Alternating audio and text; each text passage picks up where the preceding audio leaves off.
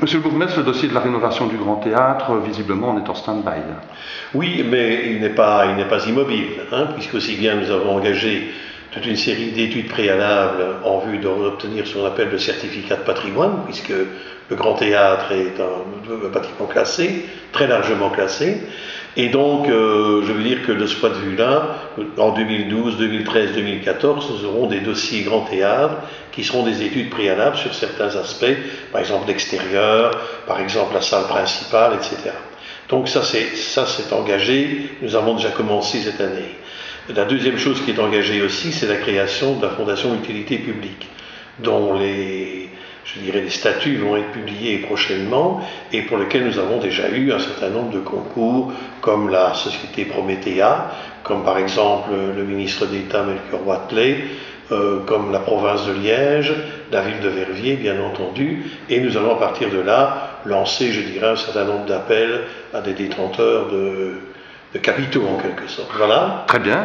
Alors, on s'était engagé aussi en 2006, la majorité s'était engagée à développer vraiment la zone de Verviers-Ouest. Or, on voit qu'elle est quand même fort en friche pour le moment. Oui, mais là aussi les choses bougent et je crois qu'elles ne seront plus du tout en friche, au terme de la mandature. D'une part, parce que sur le site où se trouve l'hôtel et les cinémas, on va lancer très prochainement maintenant le centre ludique. Donc, c'est un investissement Unibox. Nous allons passer les actes du notaire très prochainement et donc le projet est lancé, ce sera un bowling avec salle de jeu, etc. Et d'autre part, vous savez très bien que l'actualité récente montre qu'on est en phase de rachat par une grande société immobilière du site de l'Hôtelette. Et là, sur ce site, on va faire de nouveau des investissements commerciaux et ce qu'on a appelé un business park, c'est-à-dire un ensemble de bureaux pour séminaires, etc. Très bien.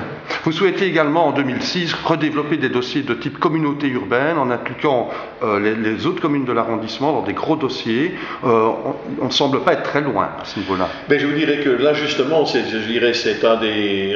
une de mes grandes frustrations, c'est qu'en 10 ans de majorat, je n'ai pas réussi à persuader un certain nombre de communes qui nous entourent de constituer une véritable communauté urbaine et d'envisager de dégager des moyens communs pour réaliser un certain nombre de grands investissements. Néanmoins, là aussi, les choses probablement sont en train de bouger. D'abord, il y a la constitution de la coordination provinciale, la province de Liège, qui s'organise en une espèce de communauté métropolitaine, bassin de vie.